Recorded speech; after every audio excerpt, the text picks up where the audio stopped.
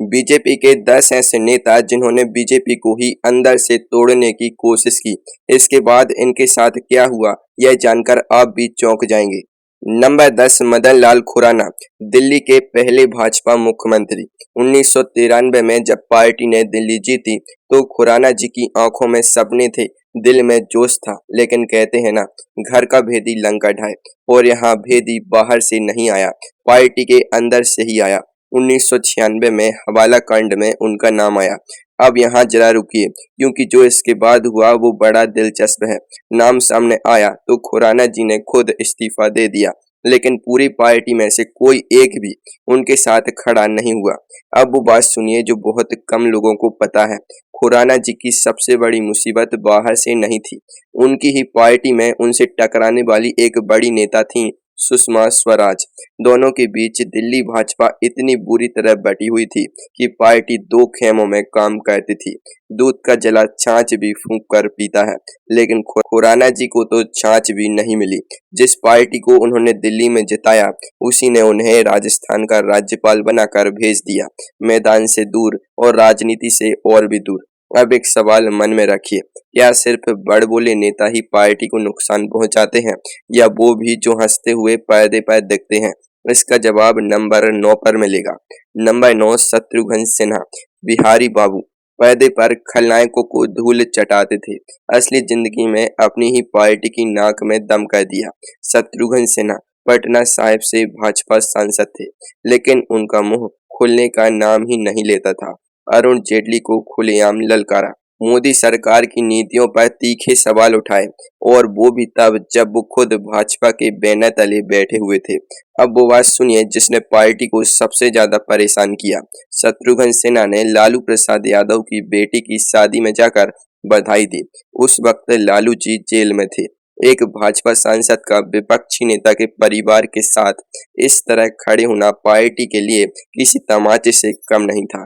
खिसियानी बिल्ली खंबा नोचे, यह कहावत शायद उन्हीं के लिए बनी थी।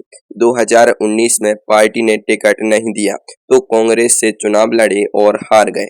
अब नंबर 8 पर एक ऐसा नाम है जिसने पार्टी को महाराष्ट्र में सालों तक अंदर से कमजोर किया, और उसकी एक बात ऐसी है जो उन्होंने खुद अपने मुंह से कही थी, जिसे सुनकर आप दंग रह जाएंगे। नंबर 8, गोपीनाथ मुंडे, महाराष्ट्र का वो नाम जो भाजपा की रीढ़ भी था और जिसकी वजह से पार्टी की पीठ में दर्द भी रहा।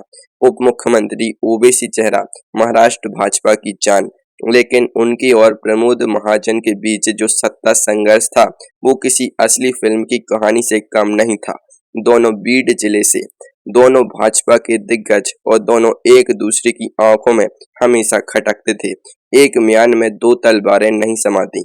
यही हाल था महाराष्ट्र भाजपा का। 2009 में जब महाराष्ट्र में भाजपा हारी, मुंडे जी ने खुलेआम बयान दिया कि पार्टी के अंदर की गुटबाजी ने हमें डुबोया, यानी खुद अपनी ही पार्टी पर आरोप लगाया सार्वजनिक मंच से।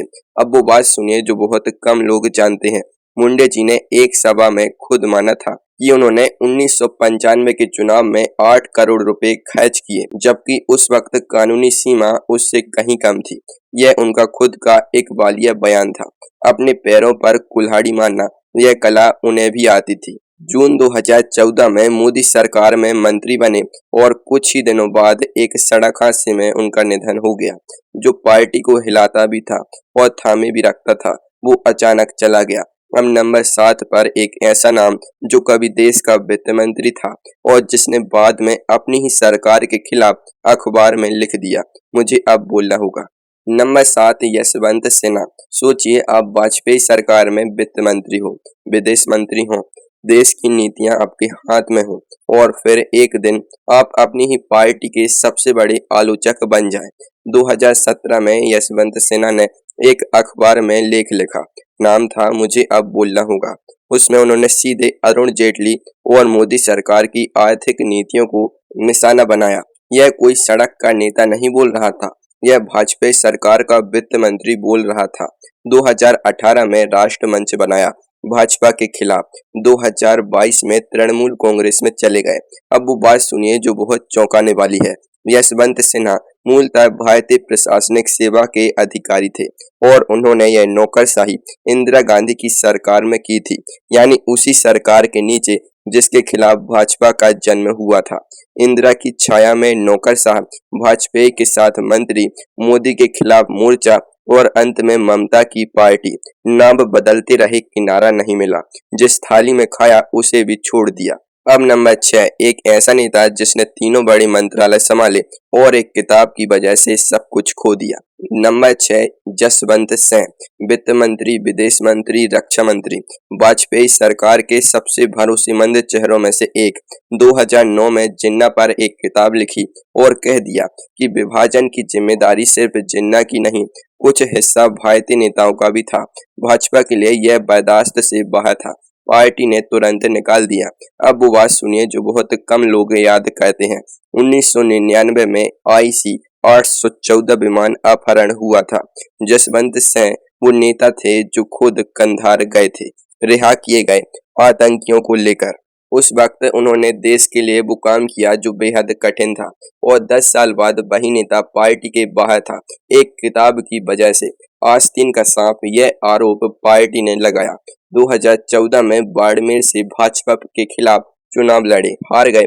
2020 में उनका निधन हो गया।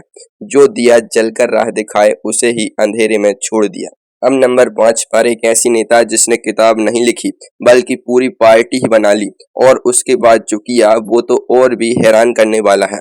नंबर 5, उमा भारती, भाजपा की आग, 26 साल की उम्र में सांसद, मध्य प्रदेश की मुख्यमंत्री, राम मंदिर आंदोलन का सबसे तीखा चेहरा।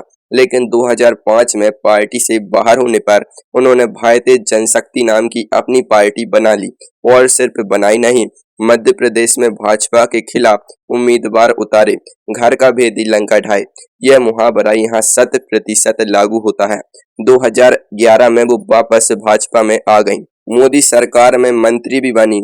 अब सबसे चौंकाने वाली बात, उमा भारती मोदी सरकार में मंत्री थीं और उन्होंने अपनी ही सरकार की केन बेतवा नदी जोड़ परियोजना के खिलाफ उपवास किया।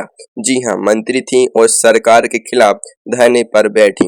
अपनी ही नाव में छेद करना, यह कला उमा जी को जन्म से आती थी। खिसियानी बिल्ली खंबा नोचे या फिर कहे खिसियाई नेता अपनी ही सरकार नोचे। अब नंबर 4, एक ऐसी कहानी जो गुजरात से है। एक गुरु जिसके शिष्य ने इतनी तरक्की की कि गुरु को ही घर से निकाल दिया। नंबर 4, केशुभाई पटेल, गुजरात भाजपा के पितामह। जिस पार्टी को गुजरात में खड़ा करने में उनका पूरा जीवन लगा, उसी पार्टी ने उन्हें किनारे कर दिया।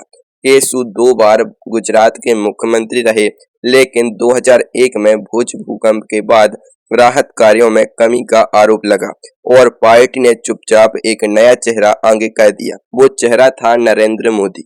अब वो बात सुनिए जो इस कहानी को और भी गहरी बना देती है। नरेंद्र मोदी को गुजरात की राजनीति में आगे लाने में खुद केशुभाई पटेल का बड़ा हाथ था। जिस पौधे को उन्होंने पानी दिया वही पेड़ बना और उन्हीं की छाया छीन ली। जिस थाली में खाया उसी में छेद किया, लेकिन थाली किसकी में छेद किया, यह सवाल गुजरात आज भी कहता है।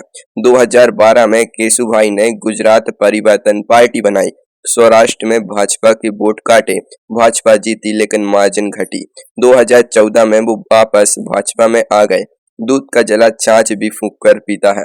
केशुभाई को तो वो छाछ भी कड़वी लगी। अब नंबर 3, और यहाँ वो नेता है जिसने सुप्रीम कोर्ट को लिखित वचन दिया था। 6 दिसंबर 1992 को क्या हुआ वो इतिहास जानता है, लेकिन उसके बाद इस नेता ने जो कहा वो और भी चौंकाने वाला था। नंबर 3, कल्याण सिंह, उत्तर प्रदेश का वो नाम जिसके मुख्यमंत्री रहते हुए अयोध्या में वो हुआ जिसने भारत का इतिहास बदल दिया। 1992 में कल्याण सिंह उत्तर प्रदेश के मुख्यमंत्री थे। उन्होंने सुप्रीम कोर्ट को लिखित आश्वासन दिया था कि विवादित ढांचे को कोई नुकसान नहीं पहुंचेगा। 6 दिसंबर 1992 को ढांचा गिरा, कल्याण सिंह ने इस्तीफा दिया। अब वो बात जो बहुत चौंकाने वाली है।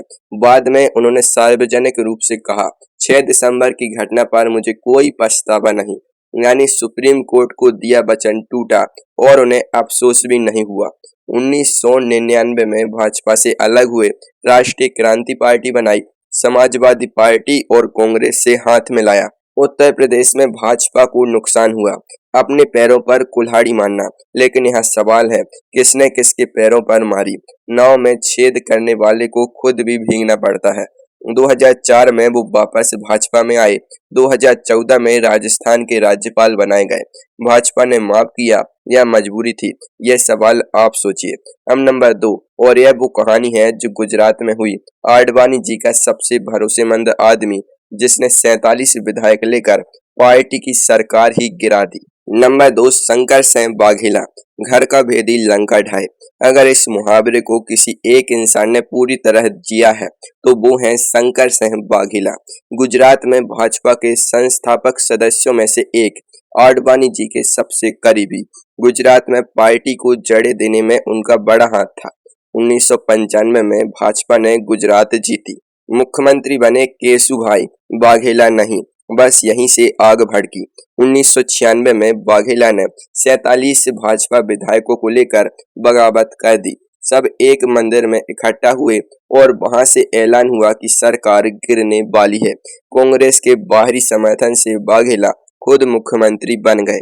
अब सबसे चौंकाने वाली बात, जो आदमी कभी गुजरात में भाजपा का सबसे बड़ा चेहरा था, वो कांग्रेस के समर्थन से सत्ता में आया। फिर वो खुद कांग्रेस में चले गए और मनमोहन सिंह की सरकार में केंद्रीय मंत्री भी बने। पूरा एक चक्कर। आस्तीन का सांप, पार्टी ने यही कहा। वाघेला बोले, मुझे इंसाफ नहीं मिला। सच क्या था यह तो गुजरात की राजनीति जानती है। जो मिट्टी में मिलाई नींव, उसे ही भूल गई पार्टी। अब नंबर 1, और यही वो जवाब है जो मैंने शुरुआत में वादा किया था। क्या सिर्फ बड़बोले नेता नुकसान पहुंचाते हैं?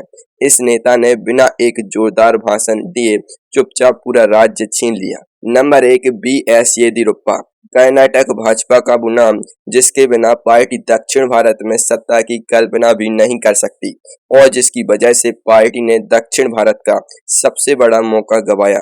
येदियुरप्पा 4 बार कर्नाटक के मुख्यमंत्री रहे। दक्षिण भारत में भाजपा का पहला मुख्यमंत्री वही थे। 2011 में उन पर खनन घोटाले का आरोप लगा, जेल जाना पड़ा, पार्टी ने इस्तीफा दिलवाया और यहाँ से कहानी बदली। 2012 में कर्नाटक जनता पक्ष बनाई। 2013 के चुनाव में भाजपा 110 सीटों से गिरकर सिर्फ 40 सीटों पर आ गई। उनकी पार्टी ने 6% से ज्यादा वोट काटे। कांग्रेस 122 सीटें लेकर सत्ता में आई। एक आदमी की वजह से पूरा राज्य हाथ से गया। अब सबसे चौंकाने वाली बात, इतना सब होने के बाद भी भाजपा ने 2014 में येदियुरप्पा को वापस लिया और 2018 में फिर मुख्यमंत्री बनाया, क्योंकि कर्नाटक में उनका कोई विकल्प नहीं था। सांप भी मरे और लाठी भी न टूटे, लेकिन यहाँ तो सांप मरा नहीं, लाठी ही टूट गई और फिर उसी लाठी को जोड़कर वापस थाम लिया। एक ही थैले के चट्टे बट्टे, कर्नाटक भाजपा और येदियुरप्पा, एक दूसरे के बिना अधूरे, एक दूसरे की जरूरत और एक दूसरे की सबसे बड़ी मुसीबत। यही है भारतीय राजनीति का सबसे बड़ा सबक, जो पार्टी को तोड़ सकता है वही उसे जोड़ के भी रखता है।